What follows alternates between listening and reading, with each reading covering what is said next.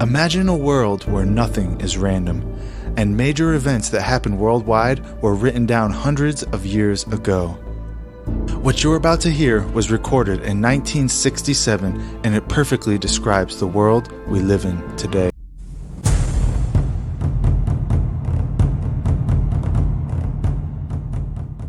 What was the secret?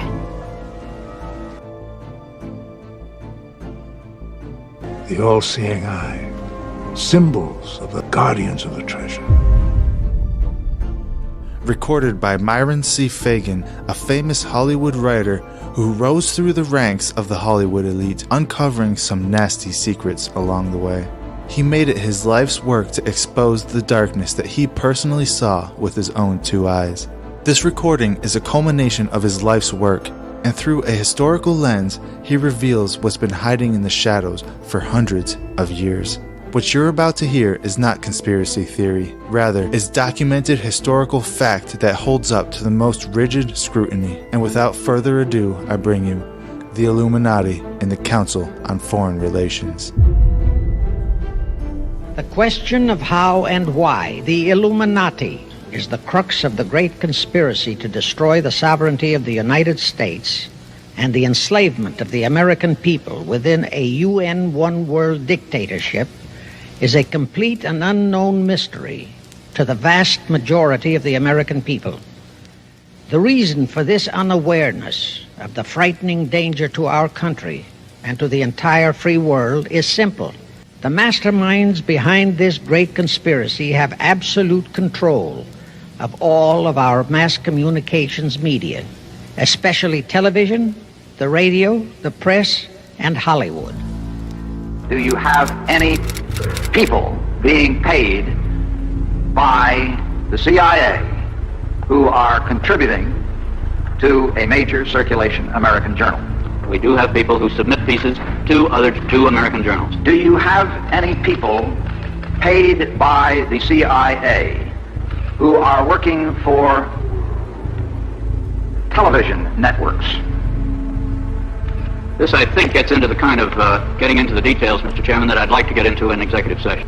Do you have any people being paid by the CIA who are contributing to the national news services, AP and UPI?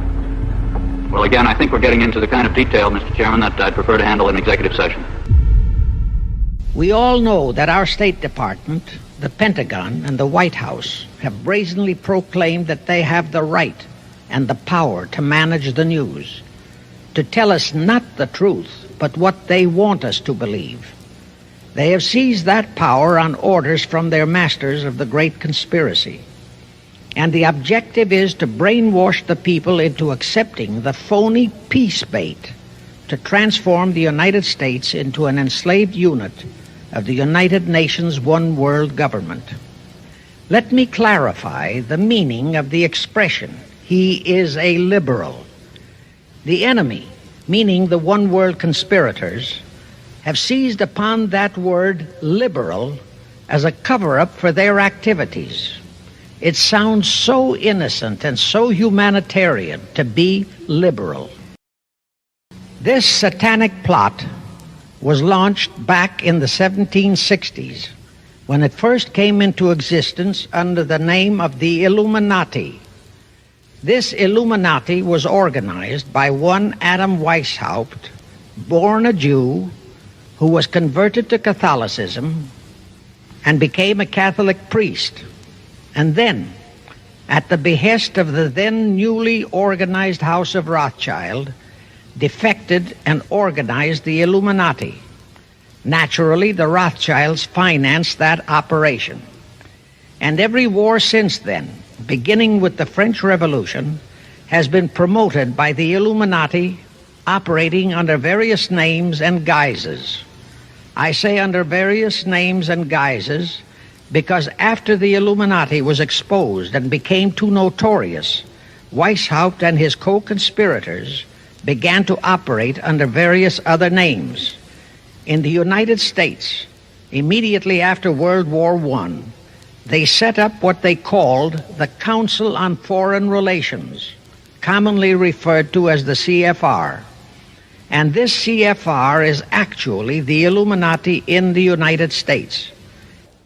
Perhaps the most vital directive in Weishaupt's plan was to obtain absolute control of the press, at that time the only mass communications media, to distribute information to the public, so that all news and information could be slanted, so that the masses could be convinced that a one-world government is the only solution to our many and varied problems.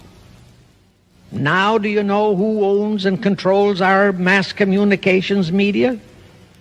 I'll tell you, practically all the movie lots in Hollywood is owned by the Lehmans, Kuhn, Loeb and Company, Goldman Sachs, and other internationalist bankers. All the national radio and TV channels in the nation are owned and controlled by those same internationalist bankers. The same is true of every chain of metropolitan newspapers and magazines, also of the press wire services, such as Associated Press, United Press International, etc. The supposed heads of all those media are merely the fronts for the internationalist bankers, who in turn compose the hierarchy of the CFR, today's Illuminati in America. Now can you understand why the Pentagon's press agent Sylvester so brazenly proclaimed that the government has the right to lie to the people? What he really meant was that our CFR-controlled government had the power to lie to and be believed by the brainwashed American people. And let's again go back to the first days of the Illuminati. In 1785, the Bavarian government outlawed the Illuminati and closed the lodges of the Grand Orient. In 1786, they published all the details of the conspiracy. The English title of that publication is The Original Writings of the Order and Sect of the Illuminati. Copies of the entire conspiracy were sent to all the heads of church and state in Europe. But the power of the Illuminati, which was actually the power of the Rothschilds, was so great that this warning was ignored. Nevertheless, Illuminati became a dirty word, and it went underground. At the same time, Weishaupt ordered Illuminists to infiltrate into the lodges of Blue Masonry and form their own secret societies within all secret societies. Only Masons who proved themselves internationalists and those whose conduct proved they had defected from God were initiated into the Illuminati. Thenceforth, the conspirators donned the cloak of philanthropy and humanitarianism to conceal their revolutionary and subversive activities, and that all that secrecy emphasizes the power of the masterminds of the Illuminati to prevent such terrible events of history from being taught in our schools. In 1834, the Italian revolutionary leader Giuseppe Mazzini was selected by the Illuminati to direct their revolutionary program throughout the world. He served in that capacity until he died in 1872. But some years before he died, Mazzini had enticed an American general named Albert Pike into the Illuminati. Pike was fascinated by the idea of a one-world government, and ultimately he became the head of this Luciferian conspiracy. Between 1859 and 1871, he, Pike, worked out a military blueprint for 3 world wars and various revolutions throughout the world, which he considered would forward the conspiracy to its final stage in the 20th century. Again, I remind that these conspirators were never concerned with immediate success. They always operated on a long-range view. Pike did most of his work in his home in Little Rock, Arkansas. But a few years later, when the Illuminati's lodges of the Grand Orient became suspect and repudiated because of Mazzini's revolutionary activities in Europe, Pike organized what he called the new and reformed Palladian Rite. He set up 3 supreme councils, one in Charleston, South Carolina, one in Rome, Italy, and the third in Berlin, Germany. He had Mazzini establish 23 subordinate councils in strategic locations throughout the world. These have been the secret headquarters of the world revolutionary movement ever since. Long before Marconi invented radio, the scientists in the Illuminati had found the means for Pike and the heads of his councils to communicate secretly. It was the discovery of that secret that enabled intelligence officers to understand how apparently unrelated incidents, one such as the assassination of an Austrian prince at Sarajevo, took place simultaneously throughout the world, which developed into a war or a revolution. Pike's plan was as simple as it has proved effective. It called for communism, Nazism, political Zionism, and other international movements be organized and used to foment 3 global world wars and at least 2 major revolutions. The First World War was to be fought so as to enable the Illuminati to destroy Tsarism in Russia, as vowed by Rothschild after the Tsar had torpedoed his scheme at the Congress in Vienna, and to transform Russia into a stronghold of atheistic communism. The differences stirred up by agents of the Illuminati between the British and German empires were to be used to foment this war. After the war would be ended, communism was to be built up and used to destroy other governments and weaken religions. World War II, when and if necessary, was to be fomented by using the controversies between fascists and political Zionists. During this World War II, international communism was to be built up until it equaled in strength that of united Christendom. When it reached that point, it was to be contained and kept in check until required for the final social cataclysm. As we know now, Roosevelt, Churchill, and Stalin put that exact policy into effect, and Truman, Eisenhower, Kennedy, and Johnson continued that same exact policy. World War III is to be fomented by using the so-called controversies the agents of the Illuminati, operating under whatever new name, are now stirring up between the political Zionists and the leaders of the Muslim world. That war is to be directed in such a manner that all of Islam and political Zionism, Israel, will destroy each other, while at the same time the remaining nations, once more divided on this issue, will be forced to fight themselves into a state of complete exhaustion, physically, mentally, spiritually, and economically. Now, can any thinking person doubt that the intrigue now going on in the Near, Middle, and Far East is designed to accomplish that satanic objective? Pike himself foretold all this in a statement he made to Mazzini on August 15, 1871. Pike stated that after World War III is ended, those who will inspire to undisputed world domination will provoke the greatest social cataclysm the world has ever known. Quoting his own words, taken from the letter he wrote to Mazzini, and which letter is now catalogued in the British Museum in London, England, he said, "We shall unleash the nihilists and the atheists, and we shall provoke a great social cataclysm which in all its horror will show clearly to all nations the effect of absolute atheism, the origin of savagery and of most bloody turmoil. Then everywhere the people forced to defend themselves against the world minority of revolutionaries will exterminate those destroyers of civilization, and the multitudes disillusioned with Christianity, whose deistic spirits will be from that moment on without direction and leadership, and anxious for an ideal but without knowledge where to send its adoration, will receive the true light through the universal manifestation of the pure doctrine of Lucifer.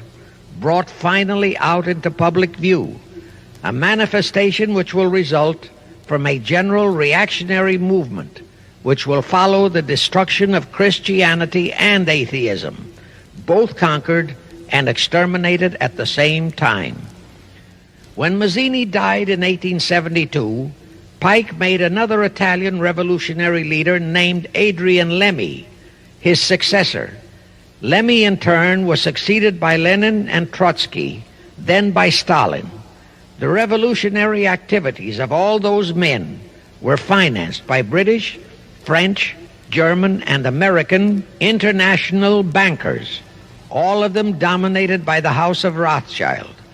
We are supposed to believe that the international bankers of today, like the money changers of Christ's day, are only the tools or agents of the great conspiracy, but actually they are the masterminds behind all of it. While the general public has been brainwashed by all the mass communications media into believing that communism is a movement of the so-called workers, the actual fact is that both British and American intelligence officers have authentic documentary evidence that international liberals operating through their international banking houses, particularly the House of Rothschild, have financed both sides in every war and revolution since 1776.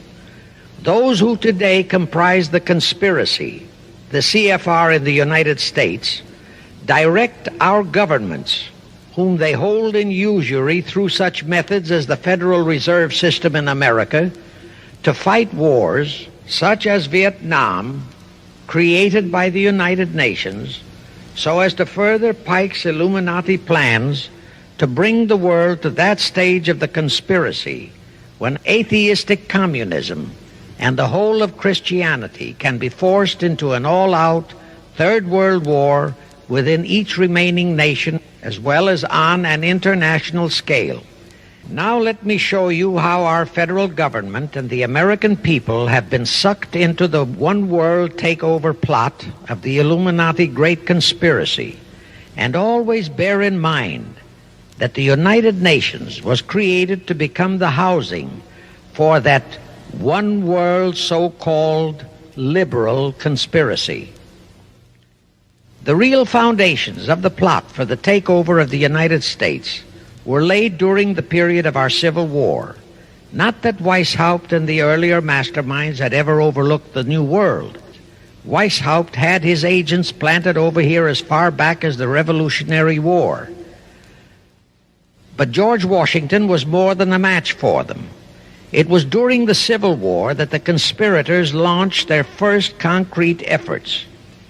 We know that Judah Benjamin, chief advisor of Jefferson Davis, was a Rothschild agent. We also know that there were Rothschild agents planted in Abraham Lincoln's cabinet who tried to sell him into a financial dealing with the House of Rothschild. But old Abe saw through the scheme and bluntly rejected it, thereby incurring the undying enmity of the Rothschilds. Investigation of the assassination of Lincoln revealed that the assassin, Booth, was a member of a secret conspiratorial group. Because there were a number of highly important government officials involved, the name of the group was never revealed, and it became a mystery, exactly as the assassination of Jack Kennedy still is a mystery. Anyway, the ending of the Civil War destroyed, temporarily, all chances of the House of Rothschild to get a clutch on our money system, such as they had acquired in Britain and other nations in Europe. I say temporarily because the Rothschilds and the masterminds of the conspiracy never quit. So they had to start from scratch, but they lost no time in getting started. Shortly after the Civil War, a young immigrant who called himself Jacob H. Schiff arrived in New York. Jacob was a young man with a mission for the House of Rothschild. Jacob was the son of a rabbi, born in one of Rothschild's houses in Frankfurt, Germany. I won't go deeply into his background.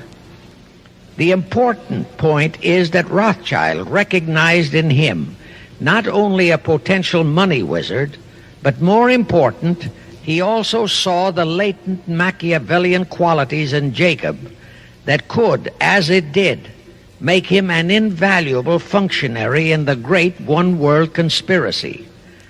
After a comparatively brief training period in the Rothschilds' London bank, Jacob left for America with instructions to buy into a banking house, which was to be the springboard to acquire control of the money system of the United States. Actually, Jacob came here to carry out 4 specific assignments. Number 1, and most important, was to acquire control of America's money system. Number 2, find desirable men who, for a price, would be willing to serve as stooges for the great conspiracy and promote them into high places in our federal government, our Congress, in the U.S. Supreme Court, and all federal agencies. Number 3, create minority group strife throughout the nations, particularly between whites and blacks. Number 4, create a movement to destroy religion in the United States, but Christianity to be the chief target. The headquarters of the great conspiracy in the late 1700s was in Frankfurt, Germany, where the House of Rothschild had been established by Mayer Anschelm, who adopted the Rothschild name and linked together other international financiers who had literally sold their souls to the devil.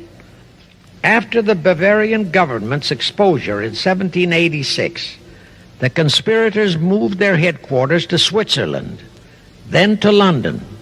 Since World War II, after Jacob Schiff, the Rothschilds' boy in America, died, the headquarters of the American branch has been in the Harold Pratt Building, New York, and the Rockefellers, originally protégés of Schiff, have taken over the manipulation of finances in America for the Illuminati. In the final phases of the conspiracy, the one-world government will consist of the king dictator, head of the United Nations, the CFR, and a few billionaires, economists, and scientists who have proved their devotion to the great conspiracy. All others are to be integrated into a vast conglomeration of mongrelized humanity, actually slaves. What you just heard was a very small piece of that recording. The full recording is well over 2 hours in length and is widely available online. Just Google Myron Fagan CFR or Myron Fagan Illuminati and you can find several versions of it. Please leave a comment below and tell us what you think about this. And also, don't forget to hit that like button. Until next time.